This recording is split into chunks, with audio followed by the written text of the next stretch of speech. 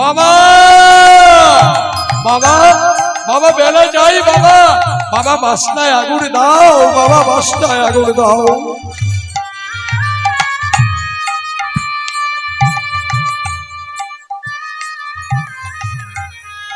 লালা বাবু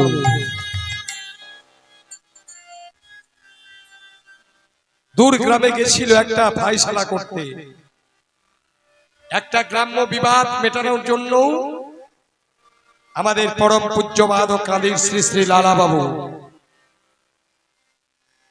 সেই গ্রামের মীমাংসা করে আস্তে আস্তে বেলা হয়ে গেছে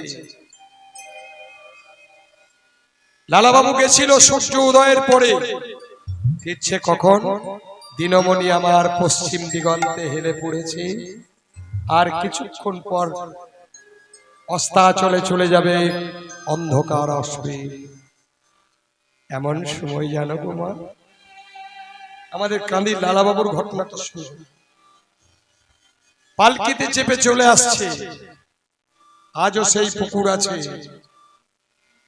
যেখানে লালা বাবুর বাড়ির জামা কাপড় কাচা হতো লালা বাবুর রাজবাড়ির সামনেই হচ্ছে পুকুরটা সেই পথে পালকিতে চলে আসছে আর একজন ধোপা সে কাপড় কেচেই যাচ্ছে তার একটা সপ্তম বর্ষীয়া বালিকা ছিল মেয়ে সে বলছে বাবা বাবা বেলা যায় বাবা বাসনায় আগুন দাও বাসনা বলতে এখন তো আপনারা বিভিন্ন কোম্পানি ডিটারজেন্ট নিয়ে এসে প্যাকেট কেটে দিয়ে জলে গুলে সার্ফ দিয়ে দিচ্ছেন আর তখন কি করতে জানেন কলার ছোবাকে পুড়িয়ে সেই ছাই থেকে কলার পোড়ানো কলার ছোবা পোড়ানোর কলার ছোবলো যেটা বলি পাতার সেই ছাই থেকে কিভাবে জানি না ডিটারজেন্ট তৈরি করত দিয়ে কাপড় পরিষ্কার হতো লালা শুনলো বাবু বেলা যাই বাবু বাসনায় বাসনায় আগুন দাও লালা বাবু দাঁড়িয়ে পড়লেন এই পালকি থামো কথাটা বলে দিয়ে বাবাকে ধোপার মেয়ে বাড়ি চলে গেল ধোপাকে গিয়ে বলছে হারে একটা বালিকা বলে গেল বাবু বউ বাসনায় আগুন দাও বেলা যায় কে রে সে ভয়ে ধোপা বলছে কেন বাবু ওটা আমারই একমাত্র মেয়ে ও কি কোনো ভুল করেছে ও কি আপনি আসছিলেন রাস্তায় ও কি ধুলো দিয়েছে আপনার গায়ে ধুলো লেগেছে না না তবে আপনাকে কিছু বলেছে না না তাও নয় তুই ডাক না একবার মেয়েটাকে ভয়ে ভীত হয়ে রাজবাড়ির ওই ধোপা তার মেয়েকে নিয়ে এলো বলে আরে মেয়ে তুই আমার চৈতন্য খুলে দিলি আর একবার বলতো বাবু গো বেলা যায় বাবু বাসনায় আগুন দাও বাবু বেলা যায় মা মা তুই আবার একবার কোলে আয় ওরে তুই তোমার গুরুরূপী হলে তুই তোমার জীবনের চৈতন্য দায়নি চৈতন্য খুলে দিলি সত্যি তো সারাটা জীবন আমি এই রাজ ঐশ্বর্য রাজপ্রসাদ আমি রাজ ভোগ রাজ সুখ ভোগ করেছি সত্যি তো দেখতে দেখতে বেলা চলে গেল আবার যে আর বেলা নেই গিরিধারী তোমাকে তো টাকার সময় পাইনি ওগো ঠাকুর আমার আর দরকার নেই এই সংসার পরিত্যাগ করে আমি চলে যাব বৃন্দাবনের পথে আর একবার বল মা আর একবার বল বাবু গো বেলা যায় বাবু বাসনায় আগুন দাও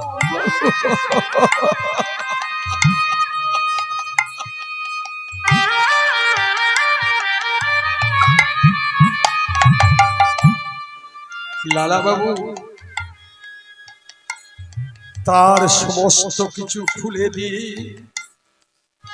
একটা বসনে পরিধান করে আজ বৃন্দাবনের পথে চলেছে লালা, যে লালা বাবুল পালকি ছাড়া চলতেন না, হাতির পিঠে ছাড়া চড়তেন না। লালা যায়, লালা যায়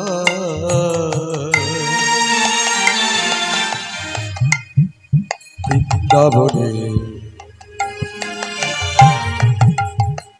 পথে, লালা যায়, লালা যায়, লালা যায়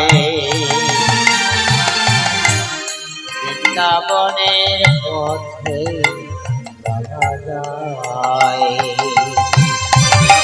লালা যায়, লালা যায় বৃন্দাবনের পথে পথে, লালা যায়। দেখা দাও,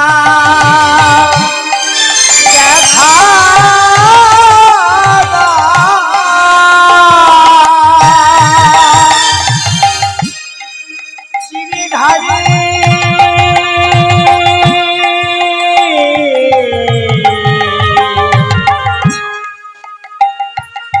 একবার দেখা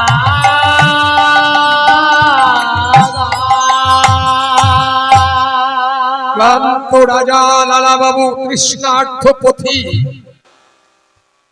দিন দিন হেঁটে হেঁটে কয়েকদিন কয়েক মাস পরে লালা বাবু বৃন্দাবনে পৌঁছে বলছে, গিরিধারী, গিরিধারী, হে বাকি বিহারী লাল রাধারানী, আমি আমার রাজ ঐশ্বর্য সব পরিত্যাগ করে তোমার চরণ ছোট, আমি বৃন্দাবনে এসেছি, আমাকে তুমি দেখা দাও, আমাকে তুমি দেখা দাও, গিরিধারী, আমায় তুমি দেখা দাও। কৃষ্ণ মুরারি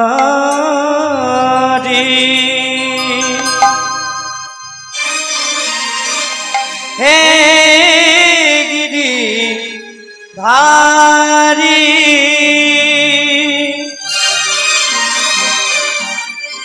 কোথা তুমি রাধিকা রমণ,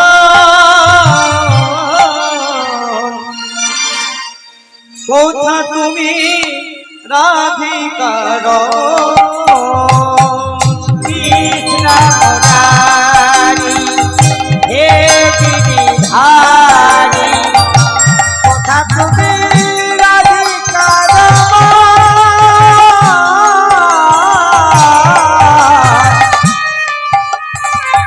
কোথা তুমি রাধিকা রমণ, কৃষ্ণ মুরারি হে গিরিধারি, কোথা তুমি রাধিকা রমণ,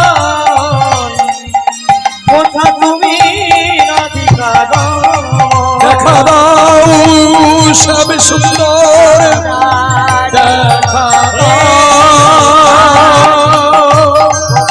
দেখা দাও, দেখা দাও,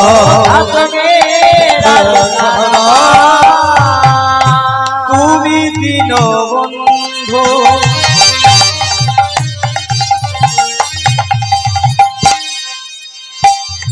করুণার সিন্ধু,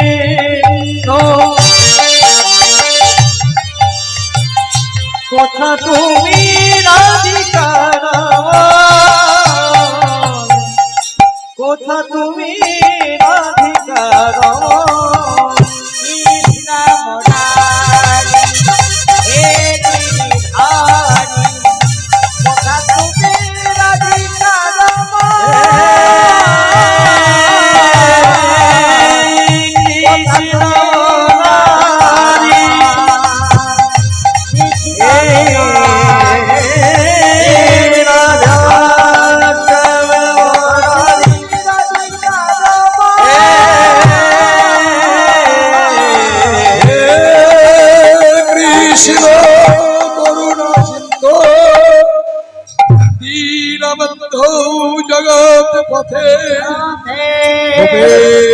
গোপিকা কান্ত রাধা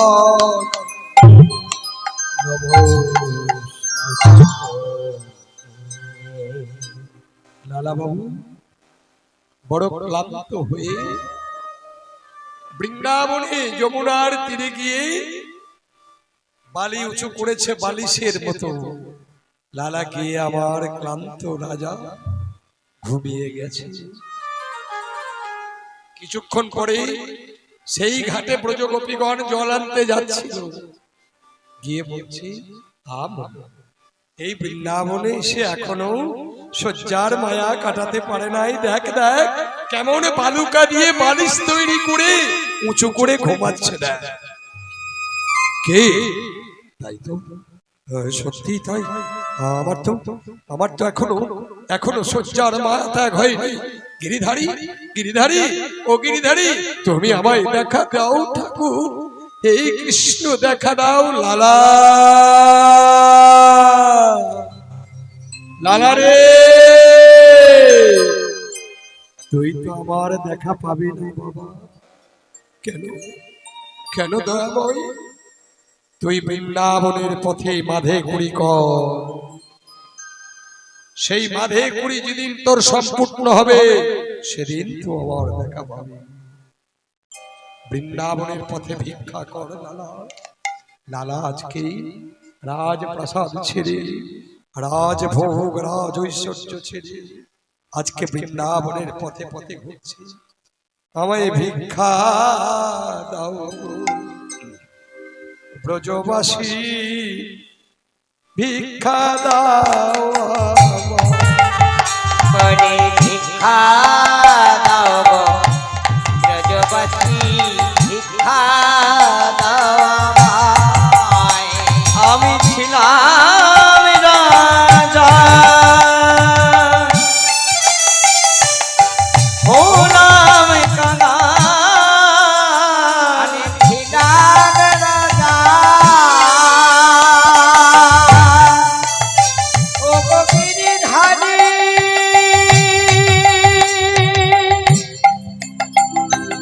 তোমার লাগিয়া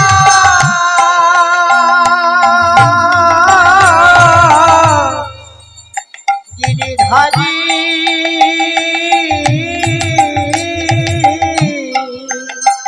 আমি ছিলাম রাজা, হলাম কাঙাল। তোমরা ভিক্ষা দাও আমায়, ভিক্ষা দাও গো ব্রজবাসী, ভিক্ষা দাও আমায়। তোমরা ভিক্ষা দাও গো ব্রজবাসী, ভিক্ষা দাও আমায়। আমি ছিলাম রাজা,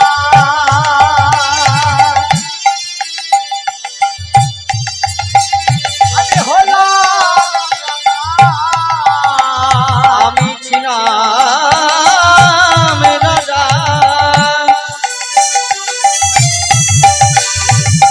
হলাম কাঙাল।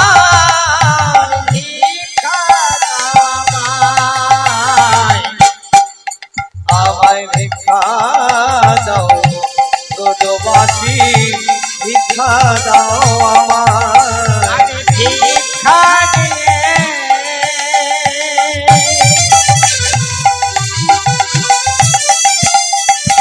এ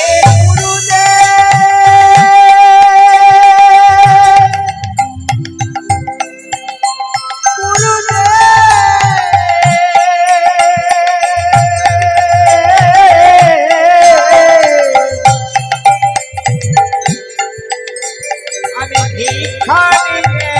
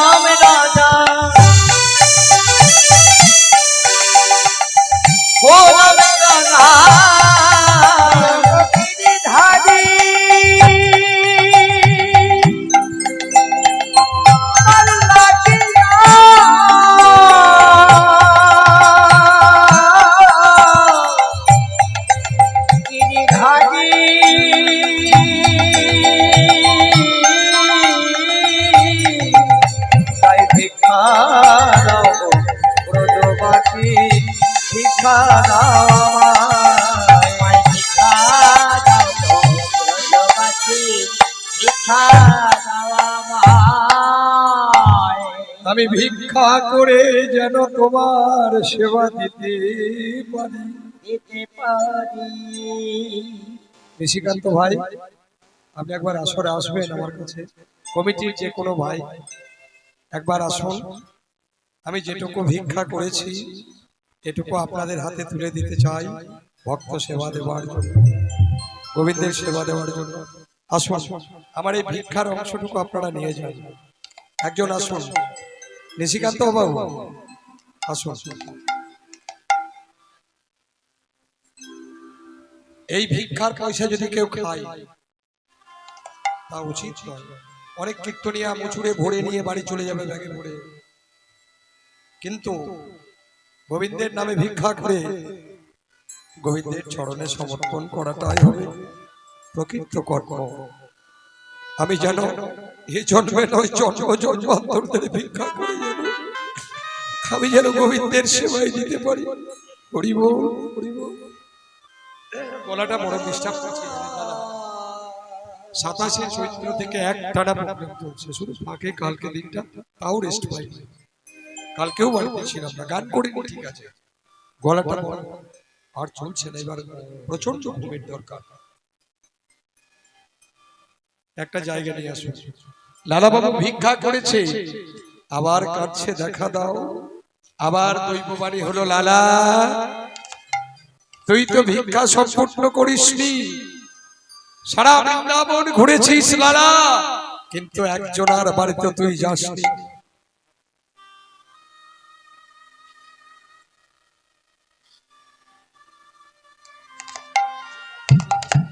আমি যেন এইভাবে ভিক্ষা সংগ্রহ করে যেন তুলে দিতে পারি। হরি হরি। যাই হোক, লালা বাবু জগৎ শেঠের বাড়িতে ভিক্ষা করেছে। জগৎ শেঠ বলেছে, লালা এসেছো তুমি? চির প্রতিদ্বন্দ্বী জগৎ শেঠ আর লালা বাবু। লালা গোবিন্দ দর্শন। আপনাদের যদি আরো কারো কিছু দেবার ইচ্ছা হয়, আমার নিশিকান্ত বন্ধু যাচ্ছেন আপনাদের কাছ দিয়ে। যদি কারো দান দেবার ইচ্ছা হয়ে থাকে, এই দানটা কিন্তু ডাইরেক্ট তোলা পড়ে যাবে। এই দানটা কোনো ভেজাল নেই। যে যা মুক্ত হস্ত দিলেন বা দেবেন, এটা কিন্তু একদম ভগবানের খাতায়। কেউ 1 টাকা দিয়েছেন 1 লাখ টাকা পাবেন, কেউ 10 টাকা দিয়েছেন 10 লক্ষ টাকা পাবেন। তাই তো নিতাই গৌড়ে হরি বল, হরি বল।